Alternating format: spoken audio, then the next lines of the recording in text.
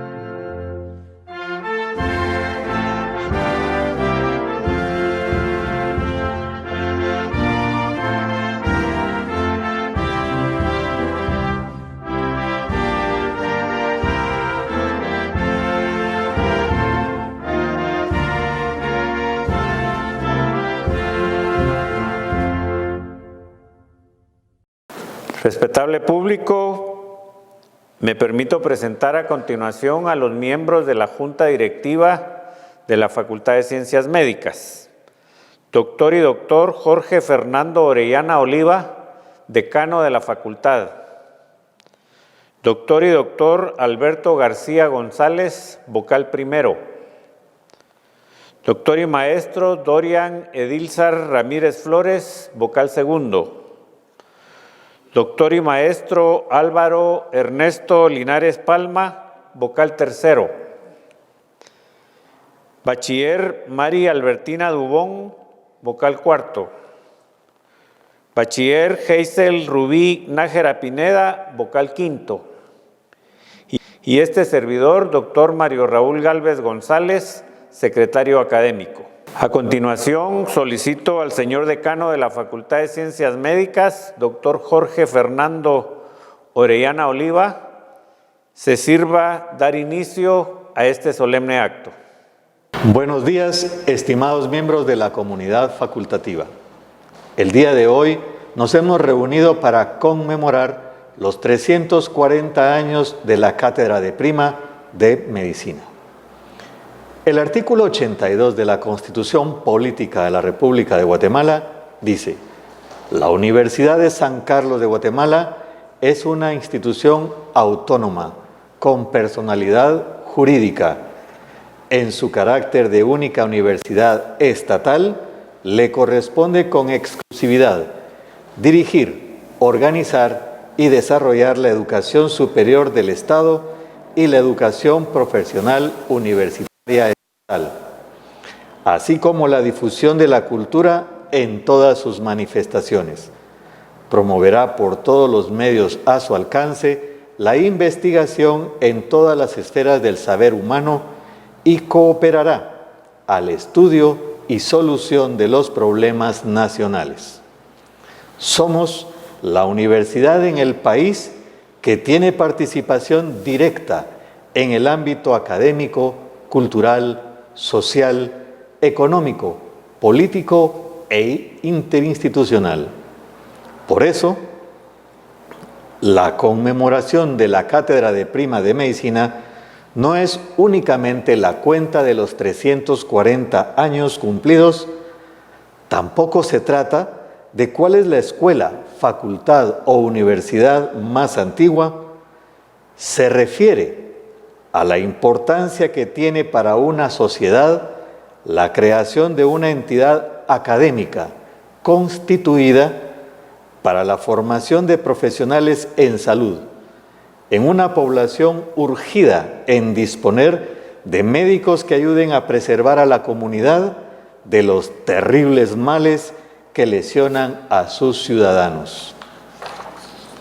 A lo largo de todo este tiempo, se evidenció su importancia para la población guatemalteca al poder contar con una institución formadora del recurso humano que provee de profesionales en la medicina para atender a los enfermos abatidos por un gran número de epidemias, enfermedades y accidentes que perjudican a los pobladores en sentirse temporalmente imposibilitados de trabajar, otros lesionados por una discapacidad permanente y en algunos casos quienes son afectados por cuadros terminales. Durante los 340 años, los integrantes de la comunidad facultativa han transferido el conocimiento y continuamente lo han actualizado al participar en la planificación, organización y ejecución de la docencia universitaria, fortaleciendo la investigación en las ciencias básicas, ciencias clínicas y en las ciencias sociales.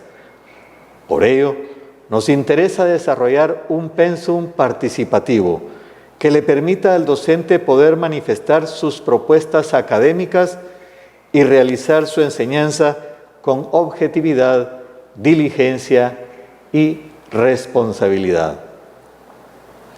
Sabemos que, como institución educativa, tenemos una gran responsabilidad de responder a los compromisos académicos, éticos, laborales, sociales y legislativos, por lo que debemos fomentar la enseñanza con nuevas metodologías educativas, facilitando herramientas pedagógicas de acuerdo con el contexto actual.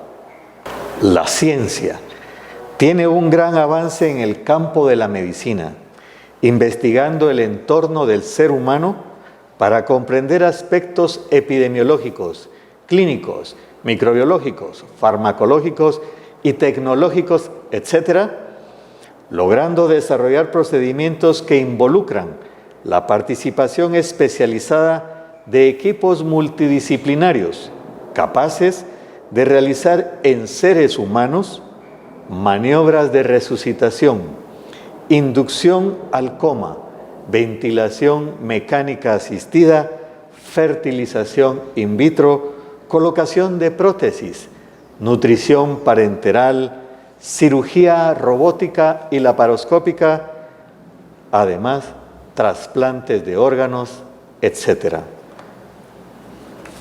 La Facultad de Ciencias Médicas ha tenido modificaciones positivas, de las cuales se ha derivado un significativo crecimiento educativo. Actualmente, contamos con las carreras a nivel técnico en fisioterapia, terapia respiratoria y enfermería. A nivel de licenciatura, médico y cirujano y enfermería. A nivel de posgrado, contamos con una diversificación de programas, 39 maestrías y 2 doctorados, unos impartidos a nivel hospitalario. Además, contamos con una diversidad de cursos impartidos a través de la formación médica continua. Esto ha sido posible gracias al esfuerzo de docentes, personal administrativo, técnico y de servicios.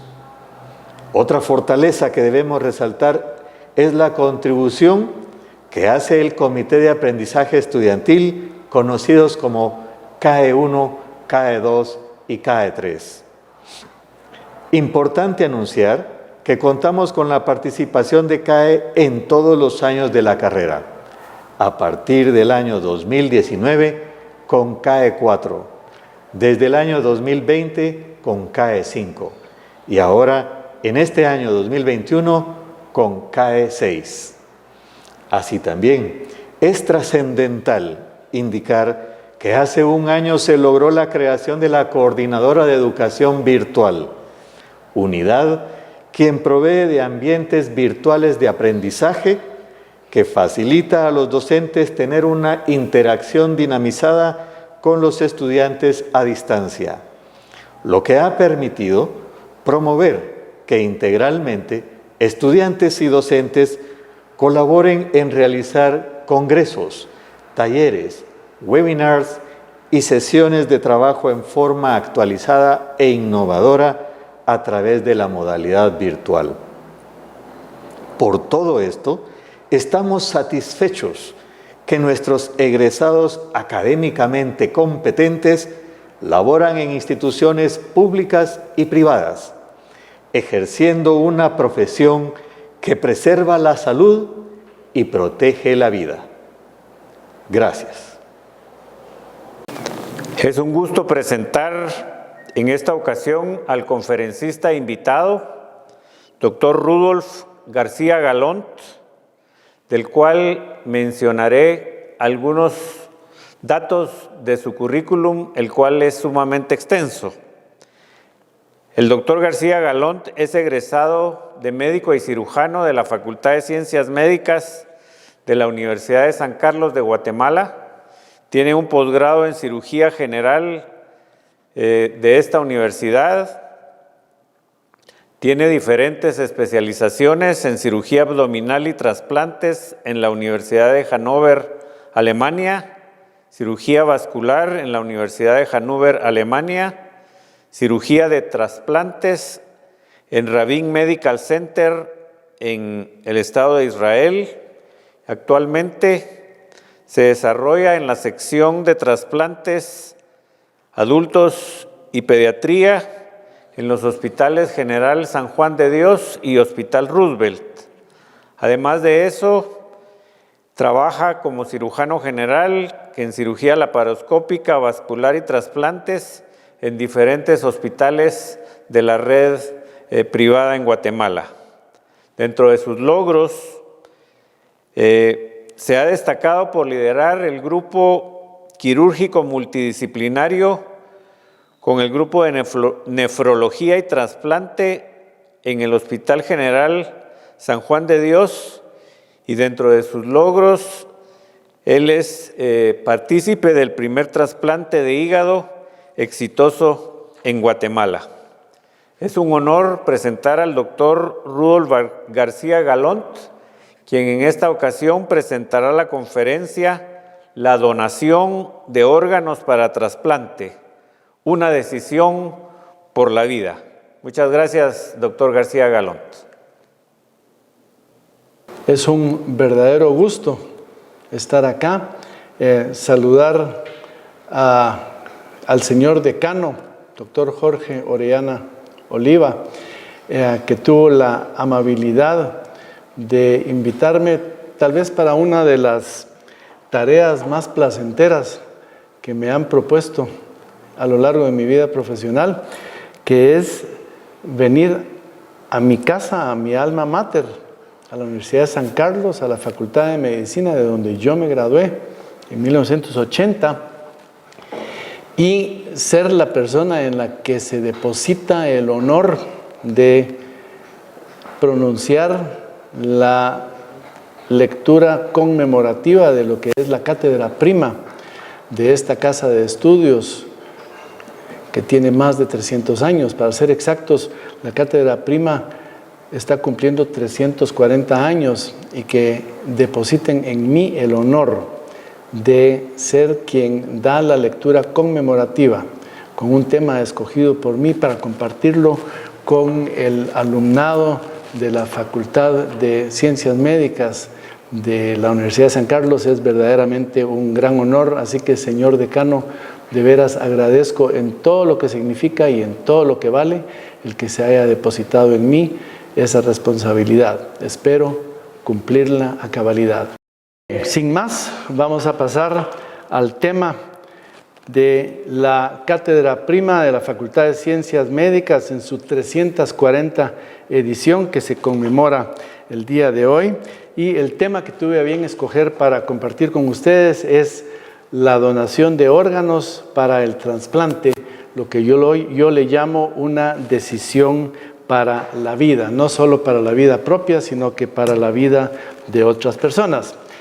Rápidamente, ¿qué es un donante? Un donante es un ser humano quien durante su vida o después de su muerte, bien sea por su propia voluntad o la de sus parientes, se le extraen órganos, tejidos, derivados o materiales anatómicos con el fin de utilizarlos para trasplante en otros seres humanos con objeto terapéutico, con objeto de sanar una dolencia que de otra manera no tiene cura. Tipos de donantes, evidentemente, el donante vivo, que es quien puede donar un tejido que viene de un órgano par, por ejemplo, tenemos 2 riñones, podemos dar uno, o de tejidos regenerables, yo puedo donar sangre, eso es un trasplante, estoy trasplantando un tejido que es la sangre, yo puedo donar médula ósea, yo puedo donar la mitad de un hígado, por ejemplo, que recientemente se hizo por primera vez en Guatemala con el grupo con quien me honro en trabajar. Pues este tipo de trasplante se realiza principalmente entre familiares y con preferencia entre aquellos que son genéticamente emparentados para garantizar que el sacrificio que está haciendo esa persona de dejar un riñón en bien de un familiar de veras tenga la mejor garantía de que va a funcionar. En el otro lado está lo que es una fuente inagotable de órganos y que lamentablemente está subaprovechada, y a eso nos vamos a dedicar el día de hoy, que es el tipo de donante cadáver. ¿Cuánta gente muere todos los días y tristemente se lleva sus órganos a la tumba? El donante cadáver es aquel que fallece, por ejemplo, por muerte encefálica, con el consecuente cese irreversible de todas las funciones del tronco cerebral y los hemisferios cerebrales, lo que conlleva a una pérdida absoluta de la capacidad respiratoria y circulatoria que pueden ser mantenidas de una manera automática y artificial. O la persona que de veras fallece está en una cuneta después de un accidente y que si bien los órganos que ya no van a llegar a tiempo para ser rescatados, pero sí tienen tejidos como córneas, como válvulas cardíacas y otras cosas que aún horas después de un paro cardíaco se pueden donar. En el proceso que lleva al paciente que espera un trasplante y que está en manos de médicos y está siendo tratado en el lapso en el que mientras se consiguen los órganos tienen que venir nada más y nada menos de la comunidad en la que ese ser humano está insertado, en la sociedad. Si esa sociedad es proclive a donar y gente que va falleciendo en tragedias, en accidentes o en eventos masivos cerebrales como un derrame masivo o cualquier cosa por el estilo, y que en vida ha decidido yo, si muero, quiero que usen mis órganos, y donde esto se conoce en la sociedad y esto se comparte, esa persona inmediatamente, al dejar de existir como persona y se convierte en un donante altamente valioso que puede aportar esos órganos en la sociedad. Y lo verdaderamente importante es, si todos los miembros de una sociedad reconocemos que entre la línea que está entre el donante y el paciente, cualquiera de nosotros puede en cuestión de un día parar en cualquiera de los 2 extremos de esta cadena, ya sea a través de una tragedia convertirse en un donante o a través de otra tragedia repentinamente necesitar de un órgano para trasplantar para poder seguir viviendo. Entonces esa cadena, de esa somos parte todos, y como se ve en esta diapositiva, tiene que haber una interacción. Eso mismo, si no hay médicos que realicen los trasplantes, tampoco va a funcionar, y si no hay órganos, aunque hayan médicos y hayan pacientes, no va a haber trasplantes. Es ese triángulo el que tiene que estar funcionando. El donante vivo, ya lo platicamos. Creo que hoy me quiero enfocar más bien verdaderamente en la relevancia que tiene la donación de órganos a partir de una persona fallecida. Entonces tenemos el escenario, bien sencillo. hay un accidente masivo de un motorista que se estrella, lo atropellan, tenía su casco, tenía todo, pero el impacto fue tan fuerte que verdaderamente el hombre está en serios problemas. Llegan los paramédicos en la ambulancia, atienden el accidente grave, sacan incluso con reanimación cardiopulmonar o lo que sea necesario, lo montan en la ambulancia, lo tienen intubado y bajo condiciones como se ve acá, incluso de masaje cardíaco y ventilación a través de un tubo traqueal, lo llevan con reanimación cardiopulmonar exitosa a un centro hospitalario. En el centro hospitalario ingresa a un intensivo, lo conectan ya a un ventilador mecánico con 100% de oxigenación, empiezan a hacer todos los exámenes y se dan cuenta de que verdaderamente, a pesar de que su corazón está funcionando y en la sonda urinaria que le pusieron está eliminando orina, pero cuando lo examinan neurológicamente se dan cuenta que esa persona está mal, pues. Para los estudiantes que ya pasaron por práctica clínica, la escala de Glasgow significa algo, es esa escala de conciencia donde una persona normal o supuestamente normal, como los que estamos aquí, calificamos con 15 puntos, estamos orientados, nos podemos expresar coherentemente y reaccionamos ante estímulos externos, y conforme va habiendo deterioro, el mínimo de puntaje es la persona precisamente que no se puede expresar, que está con el sensorio totalmente deprimido y que no responde ante estímulos externos. Entonces, en esa escala de Glasgow, a partir de 6 puntos, tenemos que tener la fuerte sospecha de que ahí hay una lesión cerebral masiva que va a llevar a un deterioro, que esa persona potencialmente podría ser un donante. En este momento todavía es paciente, estamos todos luchando por él o por ella para sacarla adelante y esto y lo otro, pero puede ser que después de que se declara y se detecta, la gravedad, cuando ya se hacen exámenes como un electroencefalograma, se dan cuenta de que en ese cerebro no hay actividad, que estamos frente a un caso de una muerte encefálica, a pesar de que el corazón sigue latiendo, a pesar de que los demás órganos siguen funcionando. El ejemplo más sencillo que yo pongo siempre es, hoy día ya no aplica tanto, pero las computadoras tradicionales que tenían su teclado y por aparte tienen su pantalla y por aparte tenían la famosa CPU, pues la vida de esa computadora está en la CPU. Si yo le meto un codazo y esa CPU se cae y el disco duro se destruye, esa ya no es la computadora que era. Aunque la pantalla pueda servir en otra computadora, aunque el teclado y el mouse puedan servir en otro equipo, sí, pero esa ya no es la computadora, no es el equipo que yo tenía montado. Entonces, es exactamente lo mismo. El ser humano es una unidad entre el cuerpo, el alma, la mente, y por lo tanto, cuando se disocian estos componentes, la vida humana como tal cesa y se convierte en un organismo vegetal que está siendo ventilado, y cuando tenemos certeza de que han cesado todas las funciones cerebrales, estamos frente a lo que se llama muerte encefálica. Eso quiere decir que los esfuerzos por sacar adelante al paciente o a la persona han fallado, que la circulación sanguínea no está llegando más al cerebro y que el cerebro está muerto, muerte encefálica. En ese momento la lucha por la vida de la persona ha culminado, porque la muerte encefálica es sinónimo, es igual a muerte real de la persona. Eso está anclado en religiones, en creencias, en legislaciones. Aquí en Guatemala, el decreto legislativo 91-96 contiene el artículo en el cual menciona como igualdad de muerte la muerte encefálica con la muerte real.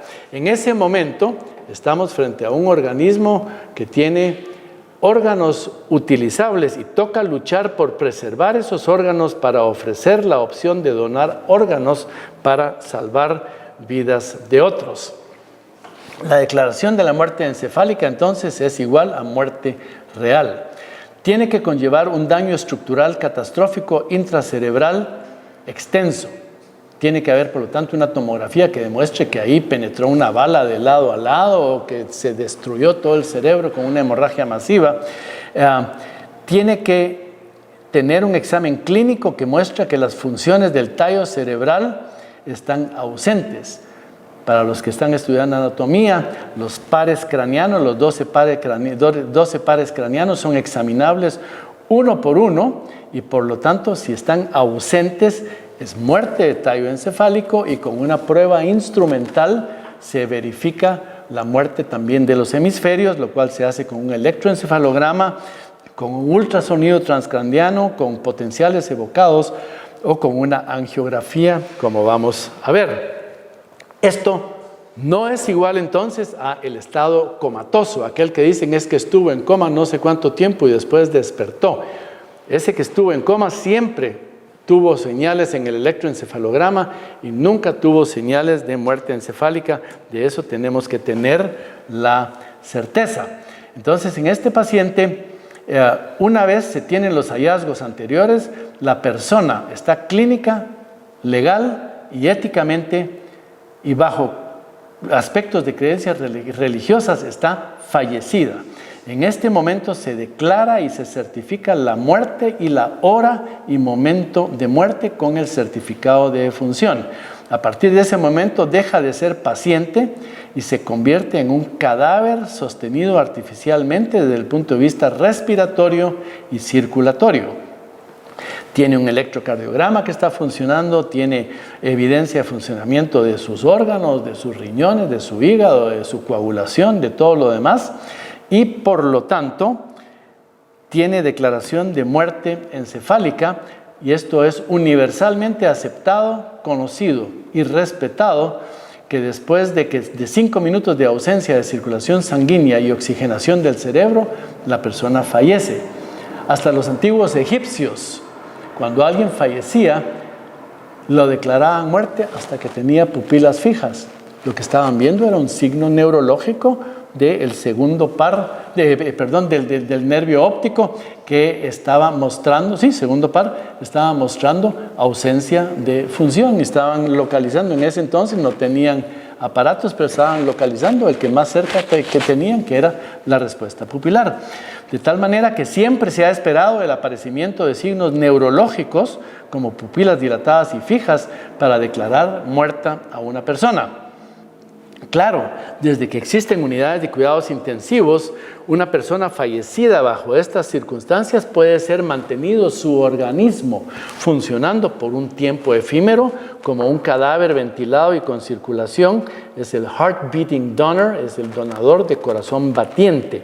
Y solo recordemos, esto es una verdad ineludible, las personas solo morimos una vez. Y no estamos o medio muertos o medio vivos, o estamos vivos o estamos muertos y solo nos vamos a morir una vez.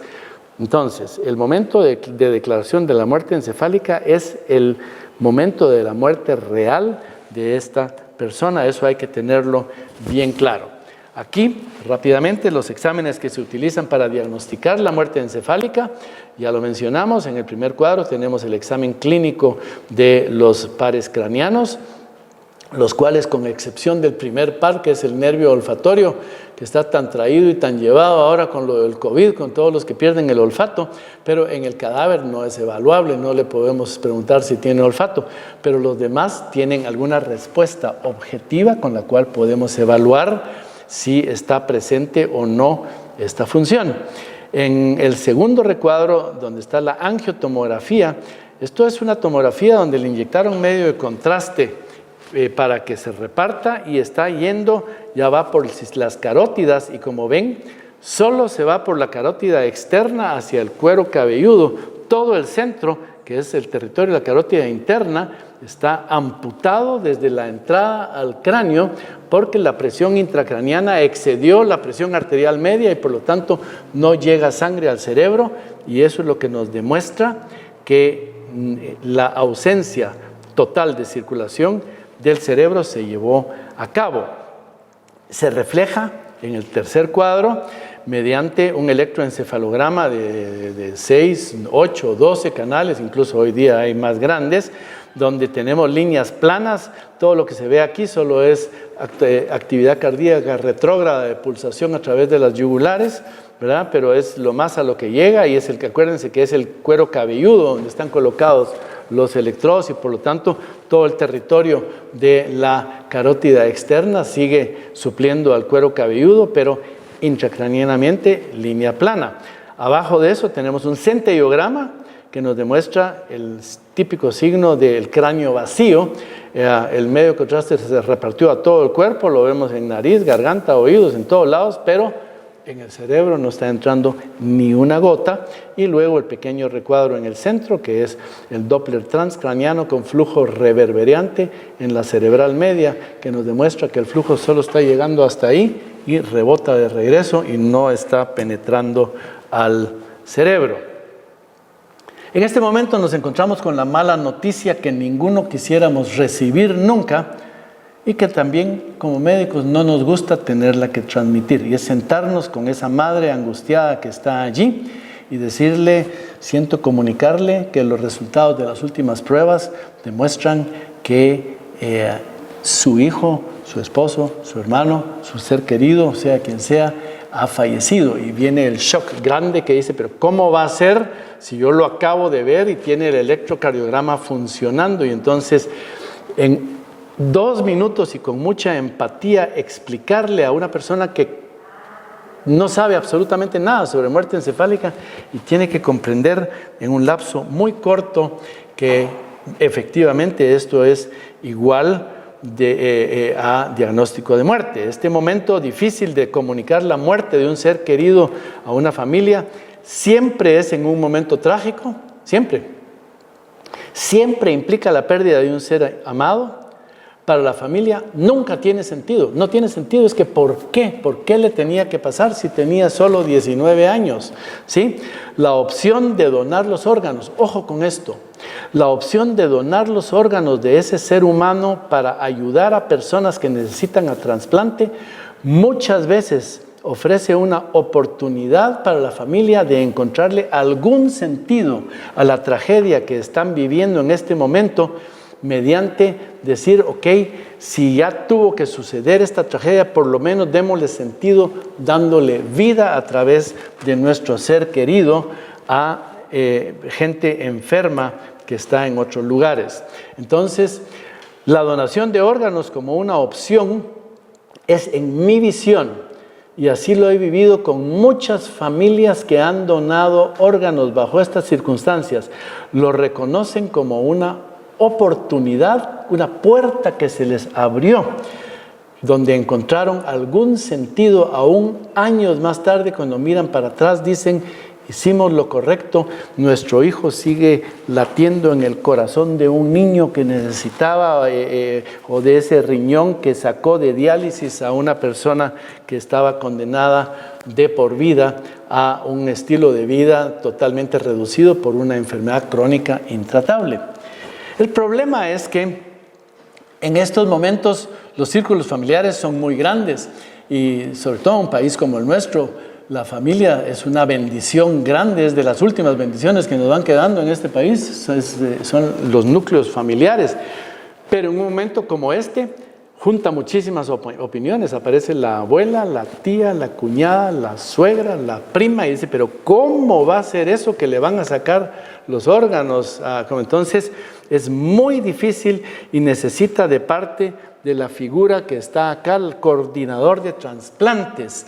Es una persona con mucho entrenamiento y con mucha empatía de sentarse, de conciliar todas las opiniones, escuchar mucho y de todos modos lograr transmitir la bondad de darle sentido a la tragedia que está sucediendo mediante el milagro de la donación de órganos, y lograr que un sentimiento de nobleza y solidaridad prevalezca por encima de sentimientos de dolor, de tristeza, de incredulidad, de confusión, de negación y de desolación, que son los que indefectiblemente acompañan a estos momentos.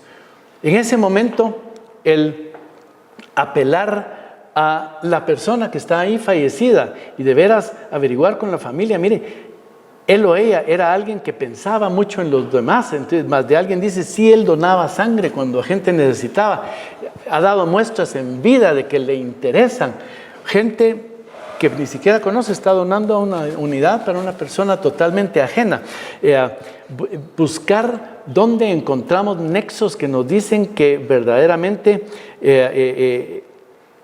había en esa persona la voluntad de compartir el bien y el bienestar que está teniendo con otras personas y por lo tanto lograr ese sentimiento de solidaridad que lleve finalmente a la donación. Y es que detrás de todo esto está el otro lado de la moneda. Ese cadáver ventilado no dura una semana, pues son horas, si mucho un día o 2 días, lo que podemos sostenerlo artificialmente con aminas intravenosas, con ventilación mecánica, oxigenación al 100%, con vasopresina, con un montón de otras sustancias para mantener la estabilidad circulatoria y, por lo tanto, dentro de todo este proceso, el tiempo sí apremia y necesita de muchísima coordinación, se necesita al mismo tiempo descartar enfermedades transmisibles. Por mucho que esa persona quisiera donar, si tiene hepatitis C y HIV, pues va a ser difícil que sea un donante porque con su donación va a transmitir la enfermedad a los receptores. Pero sí puede ser que yo en la lista de espera tenga a un paciente que necesita un riñón y que es HIV positivo y que pueda recibir un riñón HIV positivo, aunque todo lo demás lamentablemente no se pueda porque no hayan candidatos. Entonces, hay un equipo de coordinación que conoce todos esos detalles y que tiene que estar disponible. Después, la localización, sí, pero esta persona vive en el puerto de San José y son las 12 de la noche. Entonces, ¿dónde lo localizo? ¿Cómo lo traigo? ¿Cómo miro sus exámenes para ver que está en condiciones de ser operado, de ser trasplantado? No es precisamente una operación pequeña. Entonces, todo eso, descartar enfermedades infecciosas, localizar y transportar a los receptores a los centros de trasplante, mandar el team, el grupo de explante de órganos, organizarlos. Doctores, tenemos un donante en el hospital de Chimaltenango, ¿sí? Necesitamos 4 cirujanos que se movilicen para ello y un anestesiólogo, porque puede ser que el anestesiólogo de turno allá no esté acostumbrado a manejar una donación. Pues entonces, todo lo que necesita de logística, esto, de coordinación, tiene que ser rápido, tiene que ser ágil, tiene que ser experto, incluye todos los aspectos que ya platicamos, desde coordinar transporte, a veces en otros países es por vía aérea que se van a traer, necesita que hayan los equipos que tienen las hieleras, el equipo, las soluciones de congelamiento con las que se tienen que irrigar los órganos, es mucho lo que conlleva, pero en nuestro país se ha hecho, lo hemos hecho y se ha hecho con éxito y hay una buena cantidad de personas que están viviendo hoy en Guatemala con órganos donados a través de una donación de donante fallecido. Es entonces un verdadero trabajo en gran equipo, ambulancias, emergencias, intensivos, especialistas, rayos X, enfermería, sala de operaciones, logística de coordinadores, laboratorio de histocompatibilidad. En la noche me tienen que decir en la lista de espera, estos riñones de este donante son compatibles para el paciente número 3 y el número 8 de la lista de espera. Y resulta que el número 8 está temporalmente hospitalizado con COVID, entonces no puede recibirlo, pero ¿quién es el siguiente que va a ocupar el lugar? Y cuando esta otra persona regrese ya curada, pueda reocupar el lugar que tuvo en un momento en la lista de espera. Todo esto tiene que suceder sobre la marcha. Todo para hacer posible el deseo de una familia. Aquí ya no es si voy a trasplantar o no. Aquí ya tengo una responsabilidad frente a una familia que me dijo, sí, usted me está pidiendo los órganos. Yo le estoy diciendo que sí. Ahora haga que suceda, pues. Porque si no, se pierde totalmente el sentido de todo esto. Entonces, en este momento ya es todo este equipo grande de humanos y expertos que se une para hacer posible el deseo de una familia para donar órganos en corto tiempo a muchos enfermos.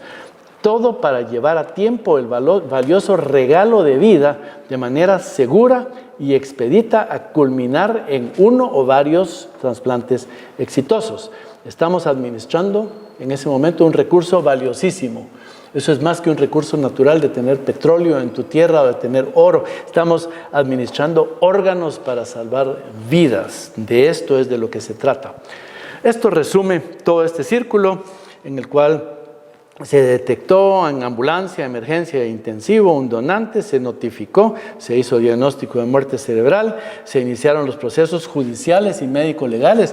Si eso es un accidente o un acto violento, ahí tiene que entrar el MP, el INASIF, a declarar que está muerto realmente y que la extracción de órganos no va a alterar la evidencia de investigación para el crimen que ellos tienen o para el incidente que ellos tienen que investigar. Todo esto, nosotros hemos dado instrucción, clases a los jueces de turno que llegan a los hospitales a recolectar esta evidencia.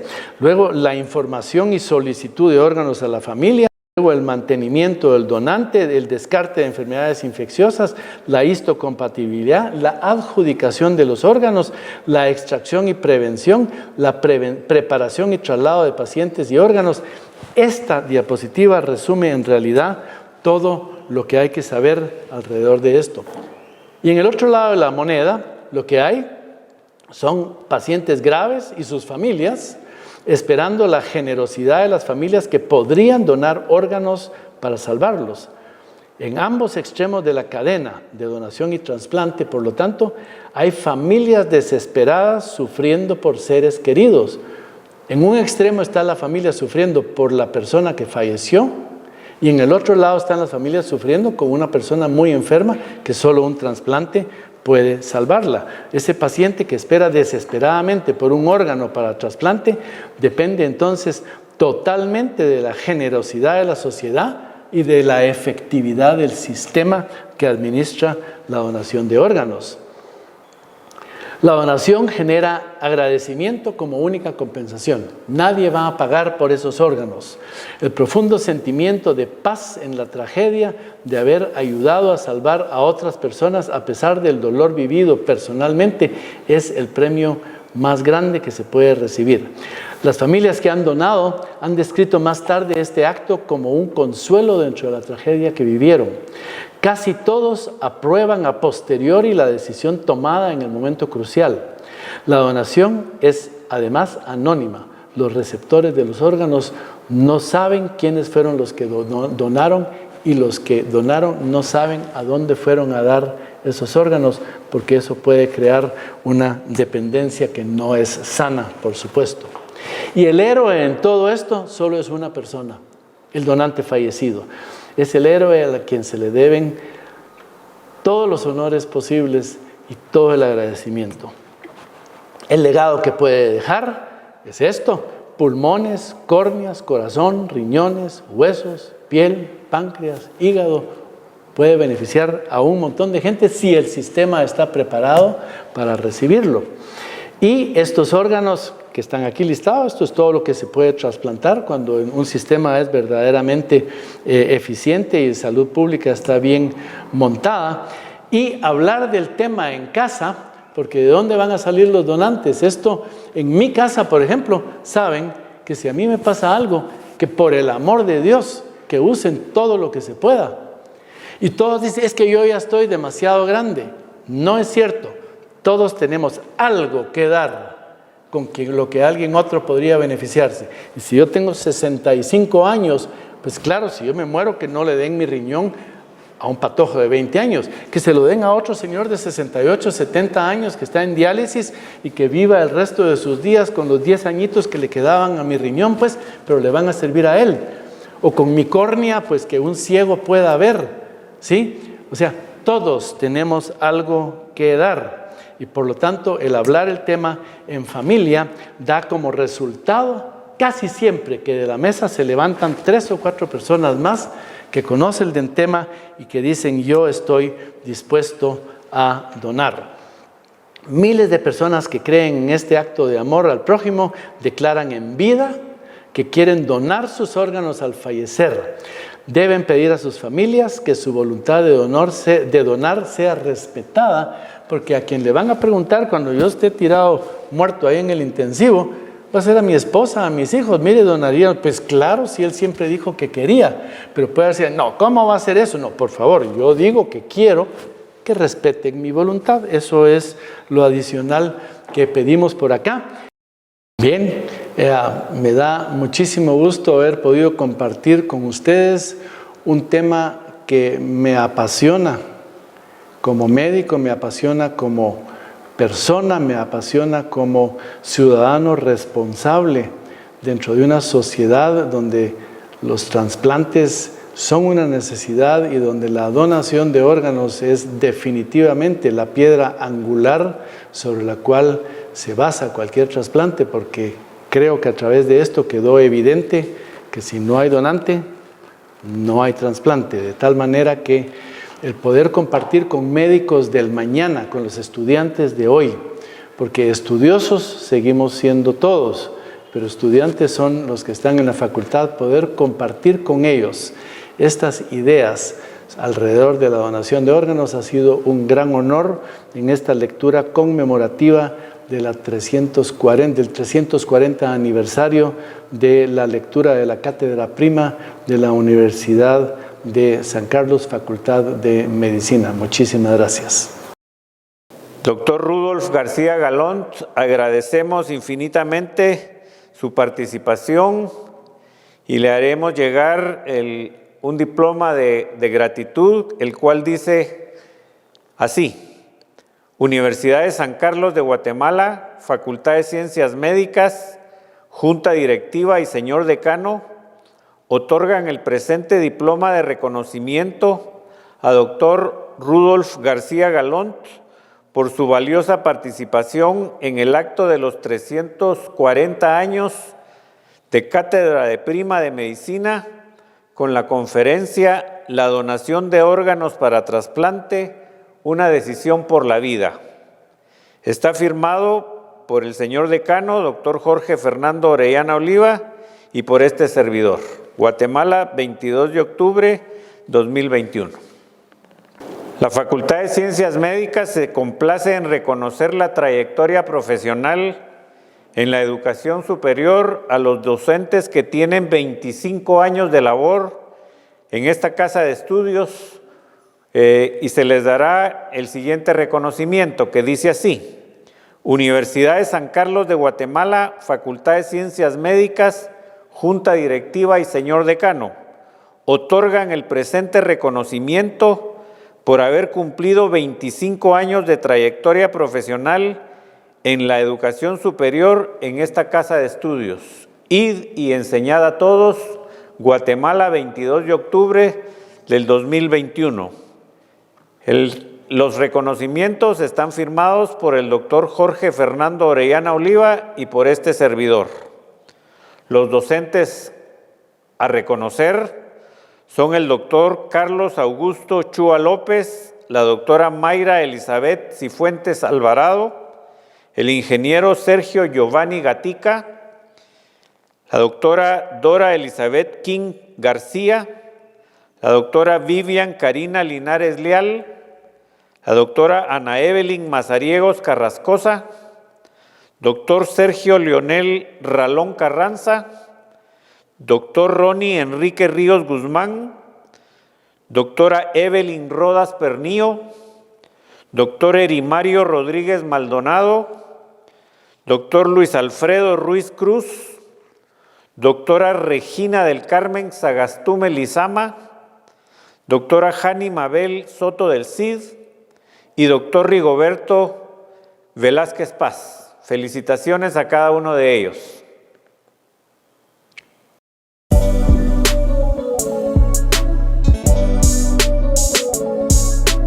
Empecé a ser catedrático universitario en 1980.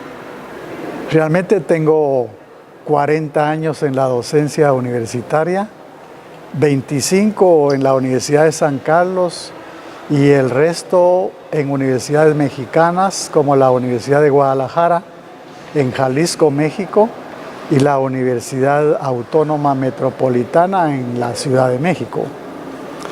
Una anécdota que me marcó muchísimo fue el inicio de mi carrera docente. En 1980, la Universidad de San Carlos, acoge a cientos de estudiantes que venían de El Salvador y de Nicaragua, porque las universidades salvadoreñas y nicaragüenses habían cerrado por efectos de las guerras que se vivieron durante esa década, las guerras internas. La universidad y sobre todo la Facultad de Medicina tuvo que abrir en hospitales departamentales el programa materno-infantil, que es al que yo pertenezco. Se abrió en Antigua, en Cuilapa y en Cobán. A mí me tocó ir a Cobán, Alta Verapaz, junto con el doctor René Crocker Sagastume. El 31 de enero de 1980 íbamos por la cuesta de San Julián, Baja Verapaz, rumbo a Cobán, en un camión en donde llevábamos todos los recursos para iniciar el programa de pediatría en el Hospital Nacional de Cobán. Cuando en el radio escuchamos la quema de la Embajada de España, en donde murieron varios campesinos, diplomáticos y trabajadores de la embajada. Y le comuniqué yo al compañero René Crocker, mira, vaya que nos venimos nosotros a Cobán, porque la universidad se va a poner muy mal. La represión ya empezó y se va a poner muy mal. Empezamos a principios de febrero nuestro programa docente en ese hospital con una acogida muy grande por parte del personal médico del hospital. Y unos meses después fuimos amenazados, por supuesto por las fuerzas represivas que había ahí en Cobán. No hacía mucho había pasado la masacre de Panzós, que todavía estaba muy reciente. Esta fue en 1978. Y duramos muy poco tiempo de docentes. El doctor Crocker en el mes de julio sufrió persecuciones ahí en Cobán y más o menos a finales de junio tuvo que salir huyendo hacia Honduras, yéndose a radicar a Nicaragua.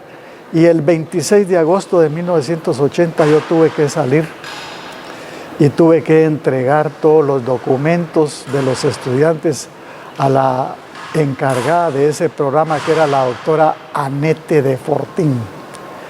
Eso me marcó a mí tremendamente porque fue la bienvenida que el Estado nos hizo a los dos recientes profesores de pediatría en el programa materno-infantil de esta facultad. Terrible bienvenida que sufrimos como docentes, nos marcó toda la vida. Luego de ese evento muy personal se vinieron eventos de eliminación física de muchos destacados profesores de esta facultad, más de 20 profesores eliminados físicamente y un gran número de trabajadores de la administración y de estudiantes de la Universidad de San Carlos.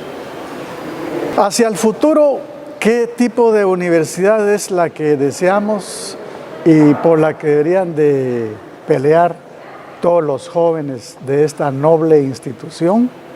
Pues deseamos una universidad que tienda más a lo académico que a los procesos políticos en los que estamos metidos. Todas estas situaciones que han ocurrido con las autoridades universitarias máximas de esta casa de estudios han deteriorado la imagen de la universidad y realmente desde sus inicios, ¿verdad? Hace más de 300 años ya, desde sus inicios el papel de la universidad siempre ha sido formar recursos humanos con calidad, con sensibilidad y conciencia social.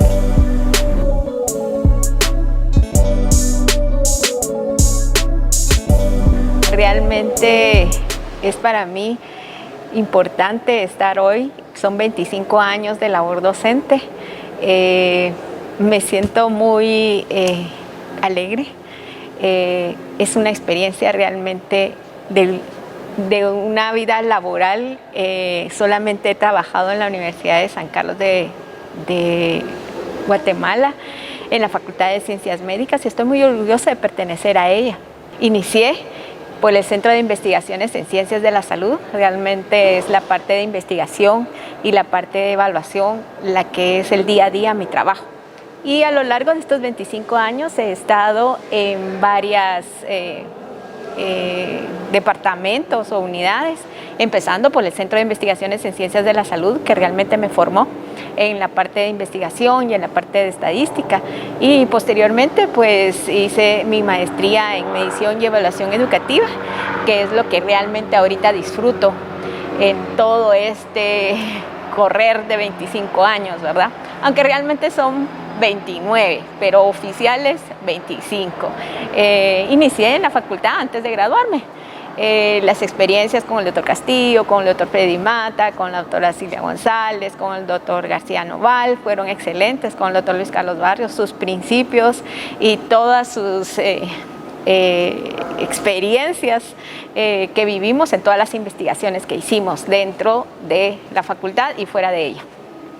Como anécdota quizá, quisiera comentarles que ahora que estoy en la unidad de evaluación de Escuela de Estudios de Posgrado desde el 2014, estoy a cargo de la evaluación del proceso de selección. O sea, realmente somos todo un equipo, pero cuando corresponde a las pruebas es como la parte más importante en mi labor de todos los días. Y esto se da todos los años. Creo que uno debe dar al 100 en todo momento. Aunque sean pequeñas cositas, ser muy organizado, las actividades deben salir, tal vez ser un poco perfecto es parte de mi personalidad, pero creo que ayuda. Uno debe encontrar esa motivación diaria, que realmente ustedes estén en sus trabajos porque les agrada, porque dan así el día a día. Siempre le he dicho a mis hijos de que uno debe encontrar en su labor diaria realmente una extensión del juego para que esto sea como más atractivo. No es levantarse un día a día y que voy aburrido, que voy a hacer al trabajo, no. Si usted no se encuentra motivado de esa forma, busque la motivación o cambie de trabajo, pero eso es mi mejor consejo.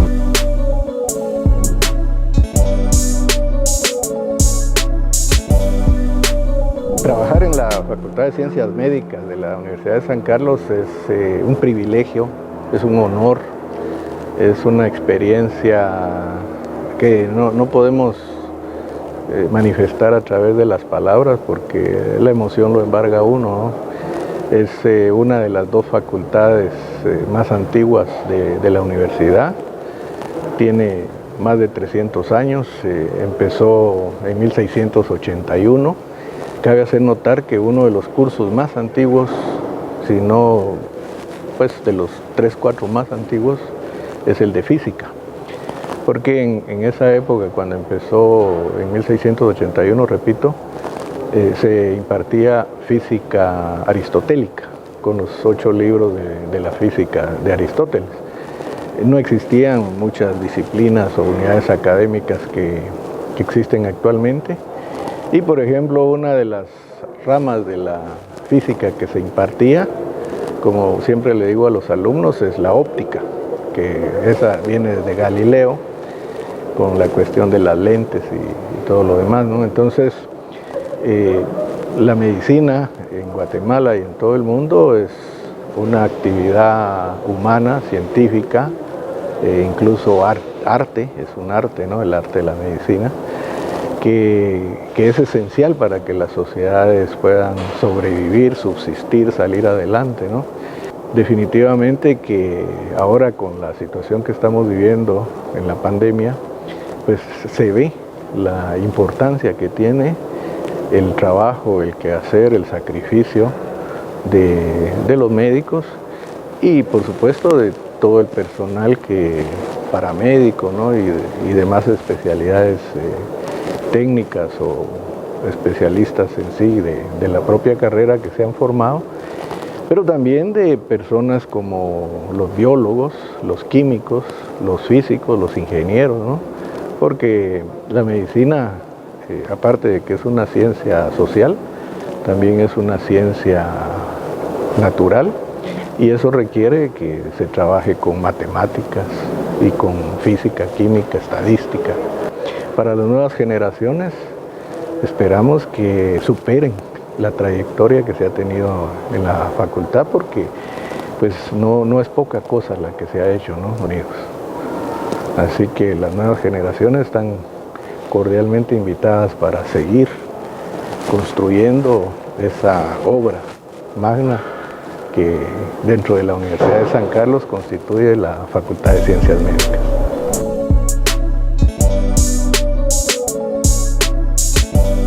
Es un gusto poder saludarlos desde la Facultad de Ciencias Médicas de la Universidad de San Carlos de Guatemala. Este año cumplo 25 años de ser docente de la Facultad de Ciencias Médicas. Ha sido un honor y un privilegio estar en las aulas de esta magnífica universidad. Realmente tengo recuerdos muy bellos en el inicio de mi carrera. Como docente en la Facultad de Ciencias Médicas, tuve la oportunidad de poder dar clase en el área de biología molecular y celular, también en el área de química. Y recuerdo muy bien en esa época de inicio, yo ya tenía una trayectoria de docencia en la Facultad de Ciencias Químicas y Farmacia y fue maravilloso que en el primer año de mi docencia los alumnos o la asociación de alumnos de la Facultad de Medicina me dieron el honor de recibir el premio a Mejor Docente del Año. Eso fue maravilloso y recuerdo muy bien a esa primera promoción a la cual le di clases. Cada uno de los alumnos tengo un especial cariño por cada uno de ellos, mis primeros alumnos acá en la facultad, y recuerdo que años después tuve la oportunidad de visitar un centro hospitalario con la pena de que mi hijo tenía una fractura en su pierna, y cuando me dijeron qué médico iba a atenderme, un traumatólogo de mucho prestigio, reconocí su nombre y dije, es uno de los alumnos que fueron mis primeros alumnos en esos años. Tuve la oportunidad de platicar, pero lo más maravilloso fue que él me reconociera y dijera, es mi profesora de química, es mi profesora que hace muchos años me dio clases. Para mí fue un gran orgullo y realmente una satisfacción tan grande el que como profesor hayamos podido influir en una formación académica de calidad para que estos alumnos maravillosos puedan convertirse en profesores, en profesionales de gran calibre en nuestro medio médico. Así que yo realmente atesoro cada uno de los años vividos aquí en la facultad, lo recuerdo con mucho cariño y quisiera motivar a los jóvenes, ¿verdad?, a poder esforzarse, a poder dar todo lo que tienen para poder compartir posteriormente todos sus conocimientos para ayudar a otros.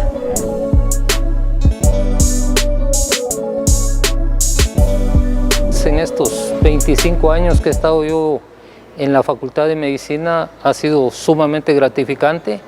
He aprendido mucho porque dicen que el que enseña aprende dos veces. Estoy constantemente repasando los conceptos, principalmente en el ámbito hospitalario, que es donde me desempeño en 6º año de la carrera en Pediatría del San Juan de Dios. Y además la universidad y la facultad han sido excelentes patronos que me han permitido formarme, me han permitido hacer investigaciones que también me gusta y viajar a presentarlas a otros países de Sudamérica especialmente y a México. Tengo muchas experiencias, muchas anécdotas que contar, pero quisiera compartirles hoy una de mis primeros años de docencia, cuando estaba en el segundo o tercer año. Justo yo había egresado de pediatra y luego tuve que ir a trabajar 5 años a Escuintla, estuve en el Seguro Social. Estaba pasando visita en la emergencia con un grupo de estudiantes, revisando un caso de un niño con diarrea, cuando justamente se acerca otro pequeño, como de unos 6 años más o menos, con un yeso en la mano, y la mamá, y dice la señora: ahí está el doctor, ves, saluda al doctor, mi hijo.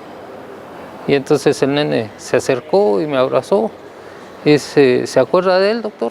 Pues la verdad es que no, señora, disculpe, es que usted le salvó la vida a él.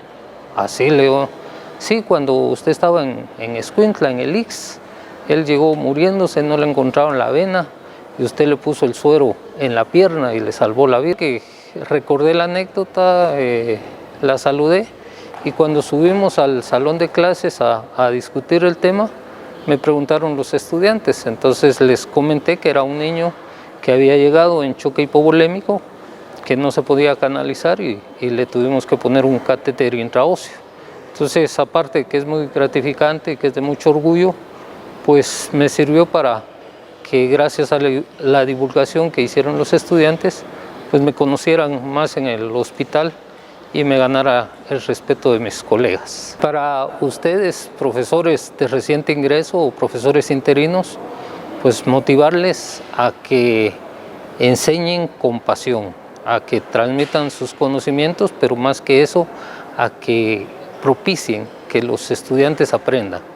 No es necesaria una enseñanza enciclopédica, eso está en los libros, sino lo importante es lo que ellos puedan aprender, lo que ellos puedan asimilar, y lo más importante, lo que puedan expresar en el trato con sus pacientes.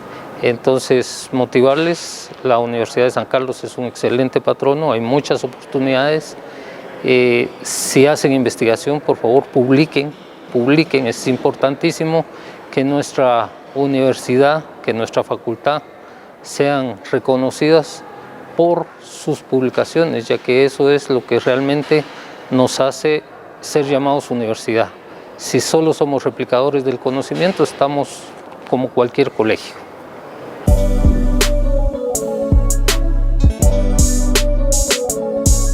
Es un gran gusto poder compartir con ustedes en este espacio virtual el significado de una trayectoria docente en esta facultad. Les comparto que tengo más de 31 años de ser docente.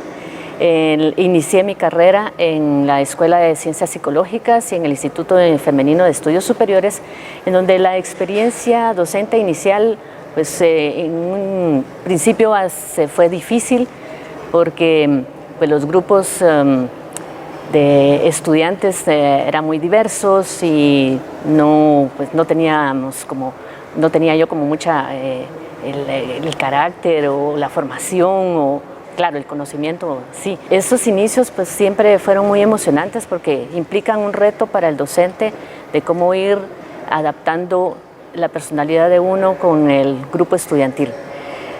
Después de esos 6 años estaba yo con el sueño de ser docente en la Facultad de Ciencias Médicas, las cuales tuve oportunidad de integrarme a la unidad didáctica de medicina familiar, en la cual tuve una trayectoria por más de 12 años en una de las clínicas que en ese entonces se desarrolló como una nueva clínica en una zona roja, como muchos conocerán, ¿verdad? Son nuestras áreas comunitarias. Fue una experiencia extraordinaria, conocer una cantidad de diversidad también de estudiantes con una historia académica distinta. Hubo muchas experiencias enriquecedoras, así también como difíciles. Una de las más difíciles dentro de esta experiencia en esa primera etapa fue el sentir lo que era la violencia de las comunidades del alrededor que fueron acercándose a nuestra clínica y lamentablemente pues los estudiantes, aunque tenían todo ese entusiasmo de poder apoyar a la comunidad y a nuestros pacientes, fue difícil, tuvimos que salir prácticamente huidos de esa clínica, pero posterior a ello tuve un espacio de tiempo en la administración que me hizo también reflexionar que la vocación personal era la docencia, es estar ahí con los estudiantes, estar con los pacientes y poder compartir con ellos todo el conocimiento que a lo largo del tiempo, las actualizaciones que usualmente pues un médico, no solamente como profesión en la ciencia, que debemos estar actualizándonos mucho, muy constantemente, es también en la docencia, poder estar siempre al día en la tecnología y en esos conocimientos formativos. En la trayectoria particularmente de la Facultad de Ciencias Médicas, estos 25 años parecieran que fueran el día de ayer, pero a lo largo del tiempo, viendo todas las cohortes y los grupos de estudiantes que nos han enriquecido tanto, también no solo espiritualmente y emocionalmente, ver a tantos de estos nuestros estudiantes en puestos profesionales de alto éxito y ver también que son ciudadanos de bien con esa mística de la profesión y a la vez muchos también retomando la docencia como parte de una retribución a la sociedad de que lo que hemos aprendido también se debe de dejar como compartiendo con otros. Es lo que a mí me ha motivado de estar en este momento todavía en esta actividad docente. Es importante considerar que si uno nace para una actividad, realmente ponerle toda esa pasión, saber que hay retos, hay dificultades, obstáculos, pero a la vez hay muchísimas satisfacciones a lo largo de toda esa trayectoria. Es un agradecimiento por este privilegio, ante todo a Dios, por dar dones, ¿verdad?, de poder desarrollar una actividad de manera tan especial, a la Universidad de San Carlos de Guatemala y a la Facultad de Ciencias Médicas por esta oportunidad de tener una trayectoria tan larga y tan estable y a la vez ver que el fruto de nuestras acciones docentes se visualiza en nuestros estudiantes a futuro.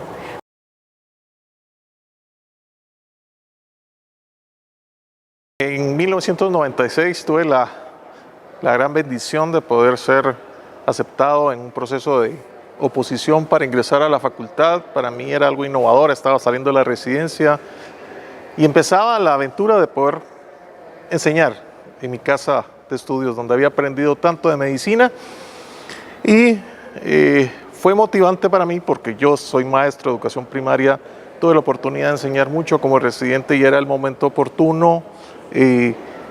Ingresé al programa de semiología de tercer año. En este programa recuerdo una anécdota, puedo tener varias, pero una de las que significa y marcó mucho en mi aspecto de docencia fue que en mis primeros años yo tuve la oportunidad de estar con estudiantes de tercer año.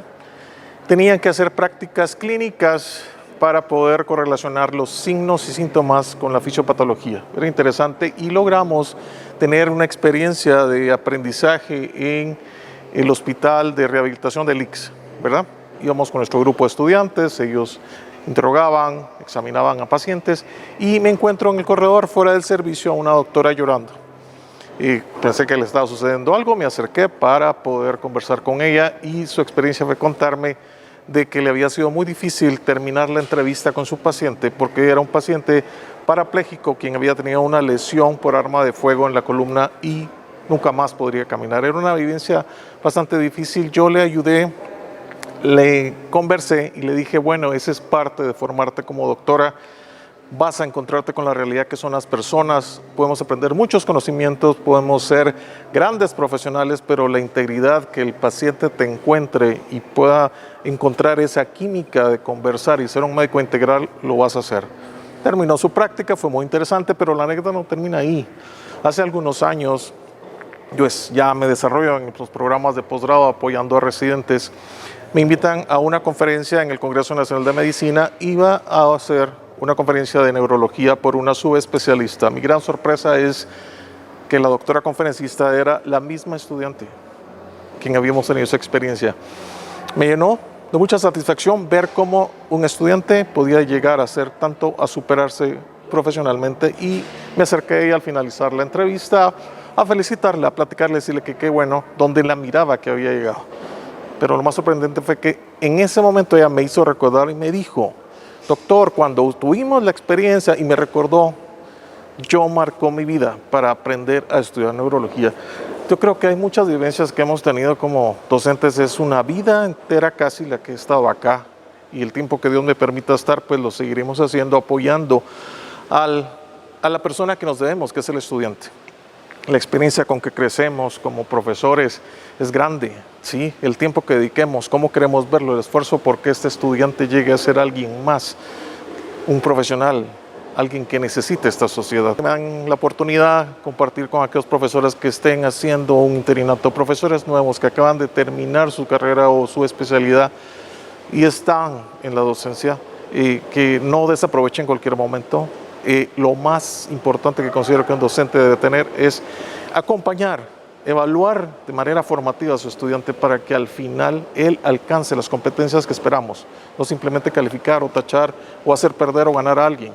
Lo importante es la esencia de él como persona. Y agradezco infinitamente a la Universidad de San Carlos y a la facultad que me recibió como parte de esta familia.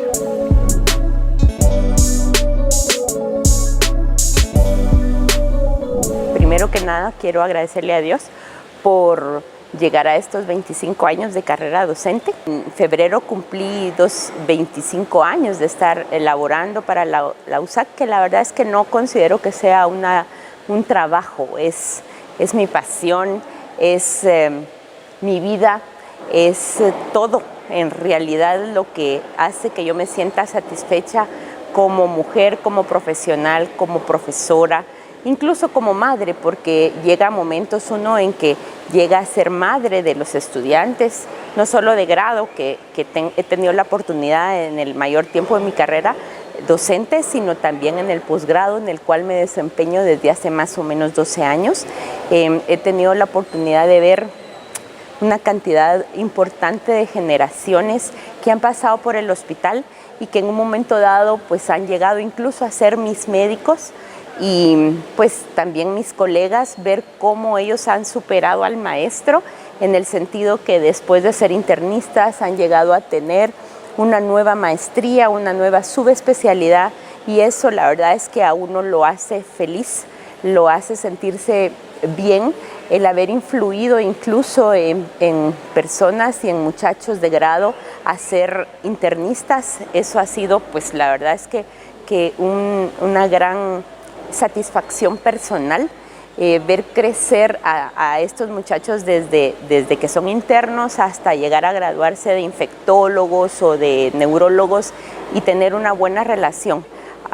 Muy aparte es ser su docente y muy aparte ser su amiga. En general, para mí, como les decía, no ha sido un trabajo, ha sido estar en donde yo quiero estar y donde quise estar siempre.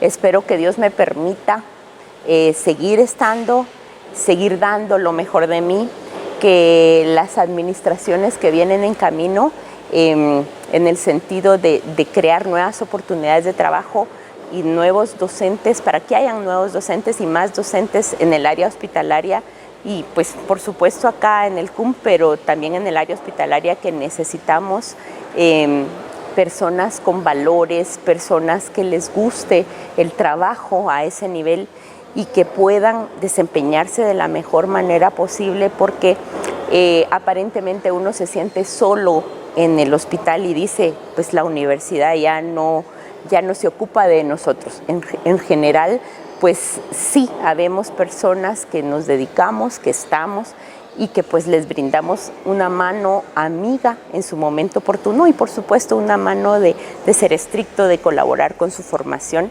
Entonces este es un mensaje para que las nuevas generaciones de docentes busquen esa oportunidad de estar en los hospitales y poder apoyar a los muchachos en ese sentido.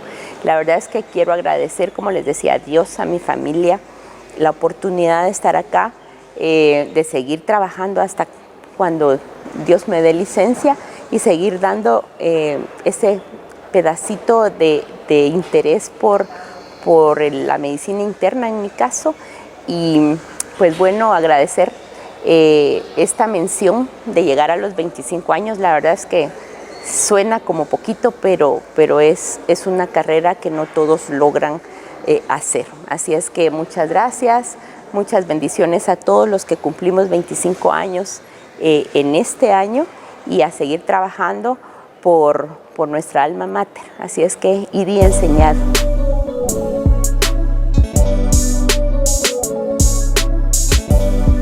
Es honor para mí estar ante la comunidad universitaria, agradeciendo al Creador la oportunidad de haber sido estudiante de la Facultad de Ciencias Médicas, de ser docente de la Facultad de Ciencias Médicas durante 25 años.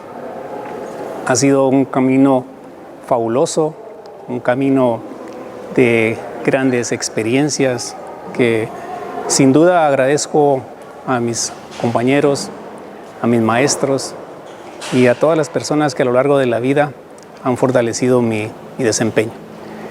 Principalmente, pues siempre agradezco a mis alumnos, a esos compañeros con los cuales hemos aprendido juntos, y pues esta experiencia ha sido muy gratificante. Hemos trabajado también en el Ministerio de Salud Pública, en el área quirúrgica, en el área administrativa, pero la docencia, el estar compartiendo lo que hemos adquirido como experiencia, como aprendizaje, es algo fantástico. Es algo que llena mucho el corazón, satisface nuestra mente, nos da la oportunidad de convivir con seres humanos, convivir no solo con pacientes, sino también con estudiantes, con médicos residentes, con alumnos de pregrado. Es algo fantástico y agradezco mucho al Creador, al Eterno Creador, por esa gran oportunidad. Reitero que la Universidad de San Carlos de Guatemala me dio la oportunidad de estudiar, de aprender, de llegar a ser médico, luego llegar a ser especialista, maestro en cirugía y docente. Efectivamente, es importante pues, reconocer que también nuestra familia, nuestros padres desempeñaron un papel fundamental en el desarrollo, en ese caminar, en ese aprendizaje, en el trabajo docente. He tenido la oportunidad de ser docente en semiología, en la maestría en ciencias con especialidad en cirugía general, en anatomía humana, y sé decirles que en todas las áreas he aprendido, he conocido a personas fabulosas, compañeros, como decía, maestros, que han enriquecido ese caminar. La verdad, es mucha alegría llegar a estos años. No parece que fue ayer, no parece que hubiera pasado tanto tiempo, pero lo más importante quizá es tener siempre el entusiasmo de cada día, querer compartir lo que hemos aprendido. No perder esa esperanza, ese diario vivir de tratar de ser mejores y fortalecernos y compartir con nuestros alumnos. Un fuerte abrazo a cada uno de mis compañeros docentes, a cada uno de mis jefes, de mis autoridades, y también, por supuesto, a mis alumnos, principalmente a ellos un gran abrazo, y pues decirles que ahí están ellos para sustituirnos a nosotros los docentes, que pues ya tenemos tiempo, ya tenemos años, y que sin duda pues tenemos que retirarnos en un momento determinado. Así que muchas gracias por la oportunidad y bendiciones a todos.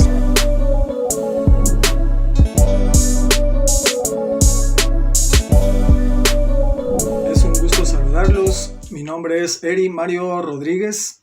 Actualmente soy docente de la Facultad de Medicina en el posgrado de Cirugía General del ICS. Estoy muy contento y quiero compartir con ustedes un par de minutos expresándoles mi agradecimiento a nuestra casa de estudios, ya que me ha dado la oportunidad de convivir con muchas personas y sobre todo con mis estudiantes. El camino de la docencia por estos 25 años, que la verdad se dice pues fácil, ha tenido sinsabores, ha tenido satisfacciones y también ha tenido retos, los cuales pues los he tratado de llevar de la mejor forma. Quiero exhortar a todos mis colegas médicos, docentes y quienes en un futuro van a tomar parte de esta carrera, que lo hagan con amor, que lo hagan con dedicación, que sepan que su trabajo es sembrar en las mentes de nuestros estudiantes un futuro mejor, sobre todo para nuestra Guatemala. Estoy muy satisfecho, quiero darle gracias a Dios por la bendición de estar acá con ustedes, a pesar de las vicisitudes y los problemas que todos hemos pasado.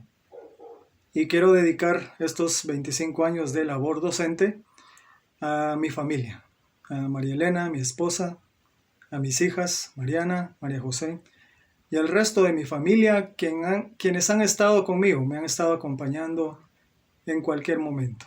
Sé que cuento con ustedes, sé que he contado con ustedes, y no quiero más que agradecerles y decirles que estoy satisfecho y muy agradecido por la labor realizada hasta este momento. Dios permitirá seguir contribuyendo con nuestro pequeño grano de arena para hacer de la docencia a nivel de las especialidades pues algo mejor cada día. Así que no me resta más que darle gracias a Dios en primer lugar y gracias a nuestras autoridades, a nuestra querida facultad, quienes pues nos han permitido la oportunidad de servirles y participar de este homenaje. Muchas gracias.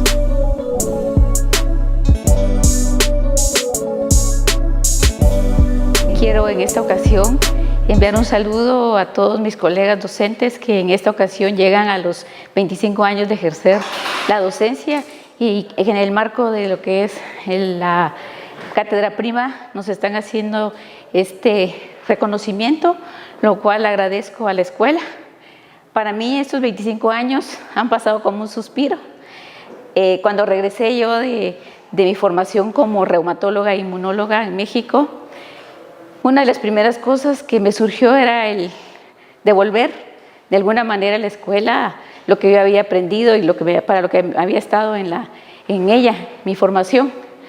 Yo soy maestra de formación y entonces creo que el entusiasmo de enseñar siempre está en uno y eso fue una de las metas que siempre me puse para tratar de ayudar de alguna manera a la formación de los jóvenes estudiantes. Tengo la dicha de haber visto crecer a muchos de estos jóvenes. Además de eso, yo soy la docente encargada del posgrado de Medicina Interna, de la maestría de Medicina Interna en el Hospital General San Juan de Dios. Y entonces los he visto crecer incluso desde los primeros años, desde el cuarto año, hasta verlos culminar su maestría. Entonces, esa es una de las satisfacciones más grandes. Y probablemente a uno como maestro le agrada ver que sus alumnos se superan e incluso lo pueden superar a uno y esa es una de las mejores satisfacciones que como maestro uno puede tener y obtener. Quiero felicitar a todos y cada uno de mis compañeros que también en esta ocasión son homenajeados. Imagino que sienten la misma satisfacción de ver a la gente formada y que estamos ayudando a la generación de nuevos médicos que van a llegar a formar parte de nuestro gremio y que su finalidad va a ser el mantener y de tratar de llevar a la salud a los diferentes ámbitos. Sabemos lo difícil que es en nuestro ámbito nacional, pero el médico siempre tiene que tratar de ser lo mejor, de ser innovador y eso es una de las cuestiones que se nos ha inculcado siempre en la facultad y que yo trato de inculcarle a mis alumnos. Muchas gracias por este homenaje.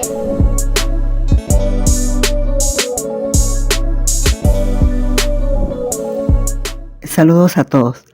Llegué a la Facultad de Ciencias Médicas hace 26 años para cubrir a un docente de biología.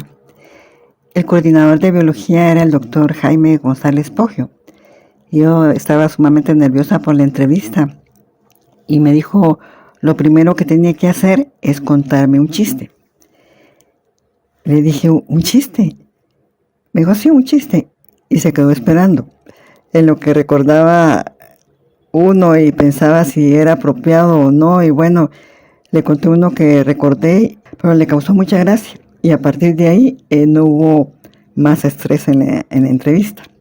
Posteriormente recibí mucho apoyo de su parte para iniciarme en la docencia directa. En esa época, en biología había muchos problemas con la evaluación, tanto con estudiantes como entre los mismos docentes, y esto pues me hizo interesarme en estudiar la maestría en medición, evaluación e investigación educativa. Luego ingresé como profesora titular de bioquímica, en donde estuve también algún tiempo en docencia directa. Después fui trasladada a OPCA, Organismo de Planificación y Coordinación Académica, actualmente COPLA, Coordinadora de Planificación. Y lo que puedo decirles es que tanto en la experiencia de docencia directa como en administración académica, la facultad ofrece múltiples oportunidades para crecer profesionalmente, y así pude dar lo mejor de mí a esta institución de la que me siento profundamente honrada y agradecida de pertenecer. Gracias.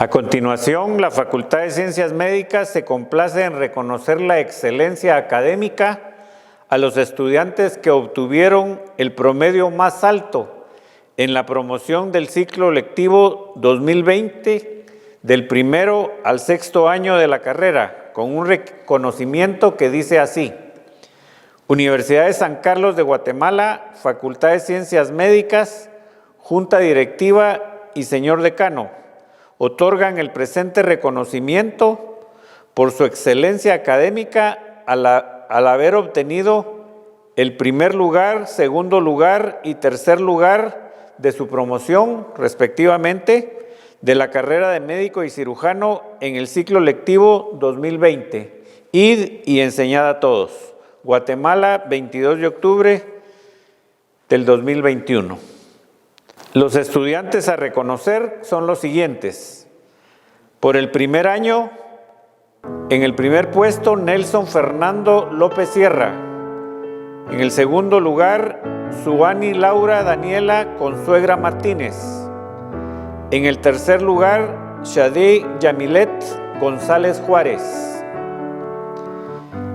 En el segundo año de la carrera, en primer lugar, María Fernanda Mérida Corado. Segundo lugar, Pablo José López Fernández. Y tercer lugar, Nelson Alejandro Peñate Rangel. Por el tercer año de la carrera, en primer lugar, se reconoce a Andrea Lisette Varías Martínez. Segundo lugar, Juan José Bolaños Alegría. Tercer lugar, Carlos Emilio Chávez Quevedo. En el cuarto año de la carrera, se reconoce en primer lugar a Fernando Andrés Palencia Chacón. Segundo lugar, Luisa Fernanda Ducas Melgar. Y tercer lugar, Eduardo Andrés Herrera Villatoro. En el quinto año de la carrera se reconoce en primer lugar a Gabriel Eduardo Vargas Polanco. En segundo lugar a Glenda Michelle Ruiz López. Y en tercer lugar a José Israel Prado Rodríguez. Y por último, en el sexto año de la carrera se reconoce en primer lugar a Daniel Andrés Sierra García. En segundo lugar, a Lesni Odette Rodríguez Hidalgo. Y en tercer lugar, a Diego René Linares Castillo. Muchas felicitaciones a cada uno de ellos por estos éxitos alcanzados. Habiendo concluido el acto conmemorativo de los 340 años de la Cátedra de Prima de Medicina en la Facultad de Ciencias Médicas de la Universidad de San Carlos de Guatemala, se agradece al público el habernos honrado con su presencia y damos por finalizado este acto con las notas del himno universitario internacional Gaudemus Igitur. Felicitaciones a cada uno.